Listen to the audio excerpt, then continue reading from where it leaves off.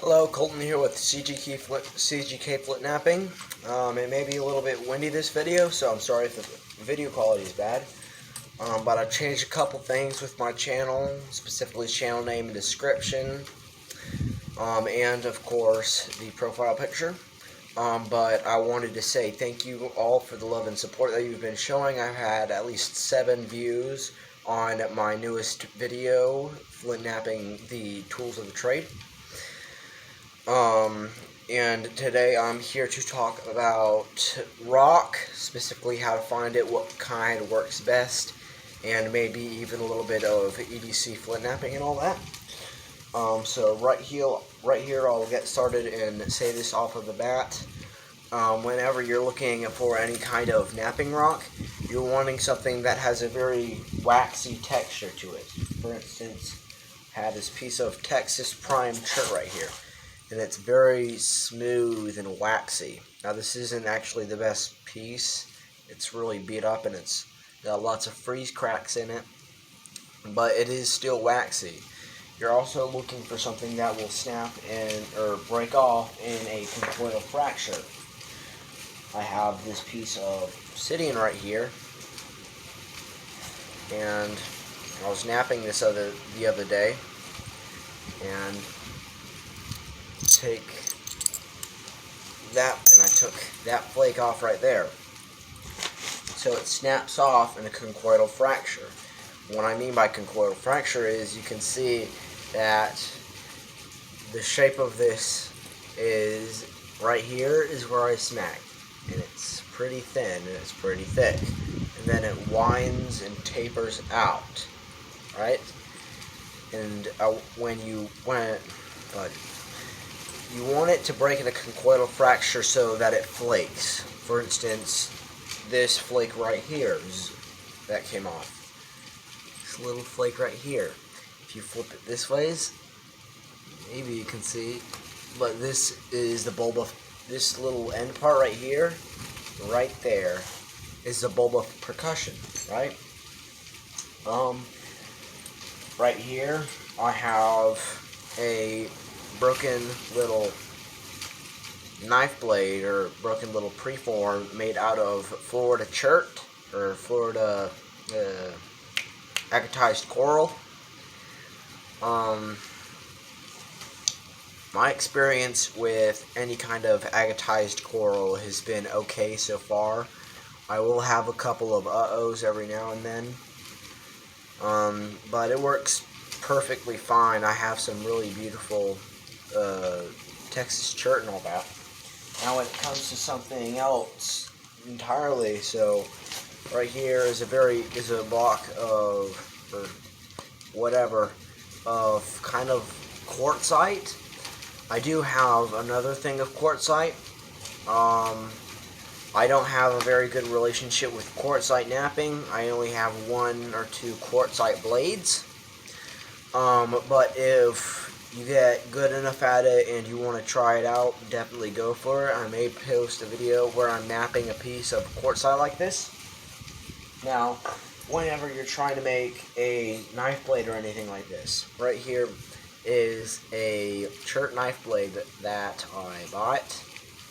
I did a lot of stuff to it, but I did buy it. You're wanting something that's very sturdy. So I'd choose a very sturdy handle. I'd choose a very sturdy rock. If you're doing EDC flint knapping or everyday carry, like you make your own knife blade and you carry that around instead of buying, let's say, something like a pocket knife, then I would definitely not go for anything like obsidian, because obsidian is very brittle. It's basically glass. So I definitely go for something a lot harder for chert-wise. And I will probably be posting how to make a knife video maybe someday. But if you aren't, because it depends on how you look at it. You could spend like $80 or $60 on a pocket knife that'll last you a couple of years, maybe, depending on how you treat it. Or you can just make your own, which will, depending on how you use it, will last you a pretty long time. Now, whenever it comes to everyday carry or EDC pocket knives, I normally keep it pretty simple. I either have 3 blades. I'll probably be carrying this little Gerber switchblade. It is not full tang, of course, and it's got this little droop snoot, which isn't the best thing pocket knife wise, but it's a great choice, extremely sharp. And then I have this little knife blade that I bought for like $20 out of Cabela's. Perfect little knife blade, works really good. I carry this thing around with me all the time. Then finally I have a very expensive $80, maybe $100 pocket knife that I bought. I carry this thing around a lot with me. It's very sharp, extremely sharp. The action is easy to open and close. And it's just all around a very good knife. I would not suggest it for survival knife or anything. Now, these are all pretty big compared to my hand. They're pretty big compared to my hand. So if you're wanting to go for something a little bit smaller, I have this little quad SOG knife. It's extremely thin, extremely sharp, and it fits in my hand pretty well for a small little pocket knife like this. All in all, I think it's a pretty good little knife blade. And another one of my cooler knife blades, or better knife blades, is this is a pocket ulu. So flips out just like this, locks in place, and you have this really sick little blade. I carry this thing sometimes, and it's razor sharp, and it's very good. Now, if you're doing something like bushcraft or something, there are really 3 knives from this one company that I would suggest buying. So, first off, the knife that I have, this is a Rat 3 from Randall's Training Adventure. This is basically an EDC Mark III. I do not own a Mark IV, but I will say this, the Mark IV is a remarkable, probably the best bushcraft knife that I know. And you also have the Mark V, which is made for a lot bigger of hands. The difference between the Mark III and the Mark IV is the Mark III, this is basically a Mark III. The Mark III has this little finger groove right here for you to hold your finger in. This is a great little knife. And the difference between the Mark IV and the Mark V is the Mark V is made for a lot bigger of hands. The reason I like the EDC Mark IV and 3 and 5 and all that is, for one, it's, from what I know, it's 1095 steel, which is extremely easy to sharpen, and it holds edge pretty good. It is full tang, which means that it's all one piece of metal. So it goes from the tip all the way down the spine. It's all metal. I just have duct tape wrapped around it because that's how it came. And instead of it having some blade curving up and having a little, I don't know, bowie type like this, where the blade curves up like that, it droops down, which significantly strengthens the tip of the blade. I've had this thing for a while. I've beaten on it a couple decent times, but all in all, yeah, it's one of the best knives I know.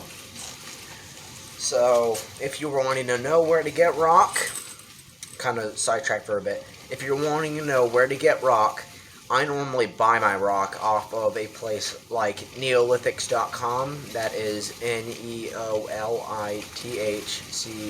or THICK, no, not CS, right? Neolithics.com, basically, and they sell rock. They sell raw rock by the pound. I bought some stuff from them. You can probably find some stuff on places like Etsy or Amazon, or maybe eBay. You can buy stuff off of other flint knapping websites, websites like knapping.com and Flint Knapping LLC, or if you live near a local rock quarry that, like in Tennessee or whatever, that has something like Novaculite or chalcedony or something like that, you can go to your local rock quarry and they'll probably give you some stuff. I have to buy all my rock because I don't really have a local quarry around. If you live where I live, or you live anywhere near Albany, Georgia, you will know that the Flint River in Albany, Georgia does actually have chert. I'm planning on going there soon and picking up some stuff.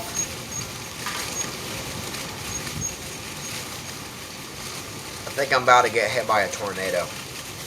Anywho, I'm going to be trying to go over to Albany, Georgia, Flint River, to get some more chert and all that, so I can do some more videos.